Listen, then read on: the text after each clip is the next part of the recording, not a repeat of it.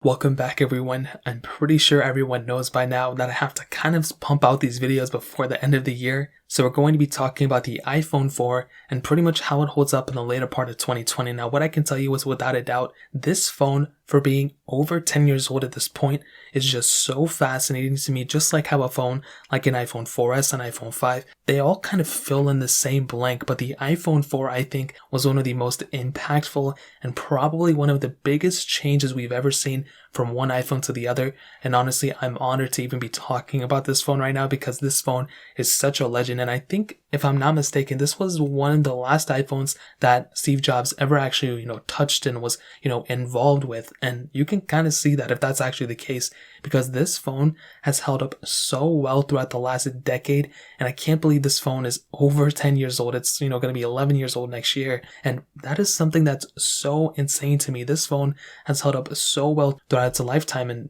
credits to Apple for making a timeless phone like this. And I feel like the only other phone so far that's kind of in the same category is probably the iPhone 10. I feel like the iPhone 4 and iPhone 10 are almost in the same ballpark. Now this phone came out in 2010, and what I can tell you without a doubt, the 3.5-inch panel, the way this phone looks, the glass on the back, the old 30-pin connector, when you throw all those things together, you may think, oh, that's like some old iPhone. I can't even see what's the use of it anymore. This phone is an icon, okay? This phone in and of itself is such a huge impact on Apple. And the panel itself, this was the first time we saw a Retina screen, I think from Apple, but if not, it's the first Retina display on an iPhone. And that is something that's insane. Can you imagine that? Every single panel Apple has pretty much released then, I think besides the iPad Air 2, was a Retina panel. And the fact that this thing had that at that time is insane to me, in my opinion. And I think it was one of the best, screens of that year, besides I think some OLED panels that, Samsung made. Now on the top of the screen, you do have that front-facing camera.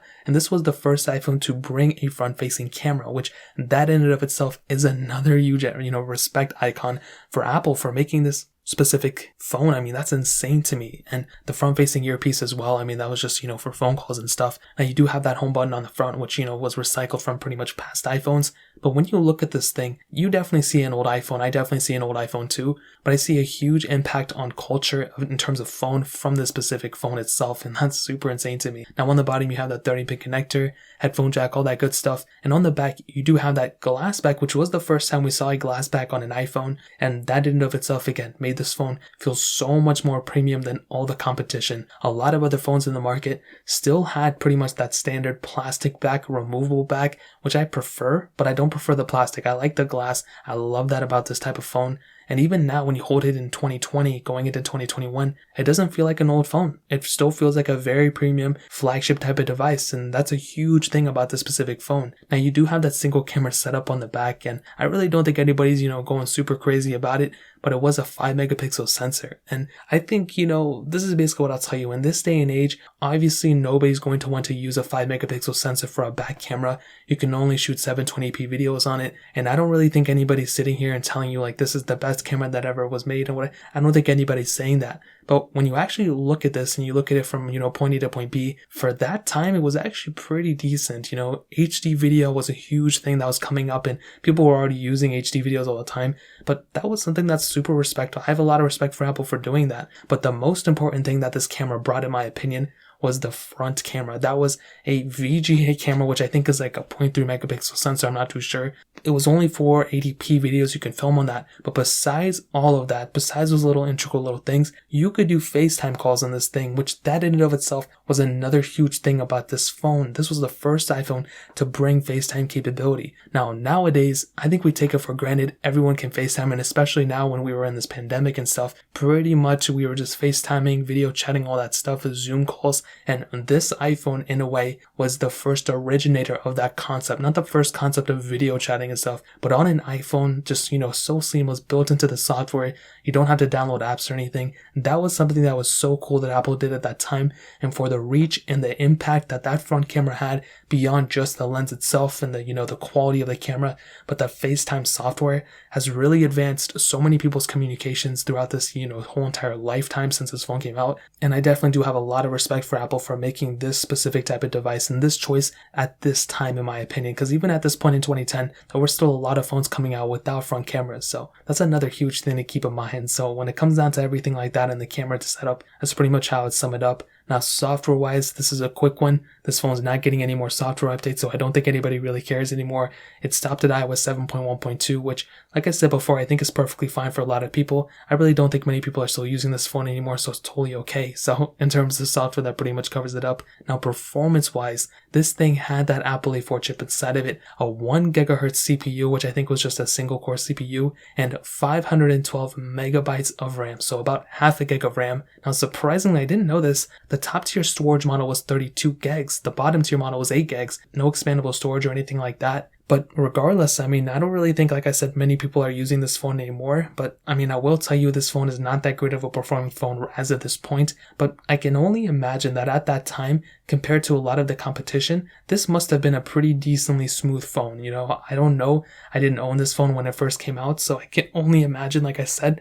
But I would kind of, infer that this phone's performance was actually not that bad. I think if I had to use this phone as an everyday phone back in 2010, even like probably 2015, I could probably get by, but I would obviously rather use something like an iPhone 5 or an iPhone 5S. Those type of phones have held up extremely well, and I think this phone is definitely okay when it comes down to it. So when it comes down to the performance aspect, it gets you from point A to point B. As of this day and age, it's a horrible performing phone. I mean, a lot of apps close out in the background as soon as you hop out, and I really do think iOS 7 ruined this phone completely. I wish that really wasn't the case. I wish it did have a little bit more capability when it came down to it, but there's really nothing we can do. And like I said before, I think when it comes down to this specific phone, it has a lot of capability at that time, and the software support was very good, okay for the most part. But even, beyond this phone, Apple really took it up a notch and started supporting their phones even longer. You look at a phone like an iPhone 5S, Apple is still supporting that thing. And, shout out to Apple for doing that. That's super impressive. So when it comes down to the performance aspect, that really pretty much covers it up. Now, battery life wise, this thing at that time had a 1420 mAh battery, which I think is actually not that bad of a battery size for this type of phone. I mean, it's definitely not huge, but it's definitely not extremely small either. And I have heard things, I think stories from back in the day. I want to say this battery life before iOS 7 was pretty good actually, but like I said before, I think iOS 7 really ruined a lot of what this phone's potential actually had. So that's another kind of thing to keep in mind. But I think honestly, to kind of sum up this video and to answer the question, should you still pick up an iPhone 4 in 2020? Obviously the answer is no. Even in the later part of 2020 going into 2021, this phone is not worth the money to actually use it as a main device. But as a relic, as an icon, as just a collector's item, this is one of the best iPhones that were ever made in my opinion. The amount of impact that this specific phone had, and for the transition from the previous generation to the other generation, aka going from an iPhone 3GS to an iPhone 4, in my opinion, and this is debatable, was one of the biggest changes. I think it was the biggest change from one iPhone to the other. I think the closest one to this specific one was probably an iPhone 7 Plus or an iPhone 7 to an iPhone 10. That specific year change, I think that's probably the biggest change, other than that. But I don't even think that one's as close. I think this one, for the capability that it brought, for everything that changed with it, this was a humongous change, and I think it is the most important iPhone that ever came out.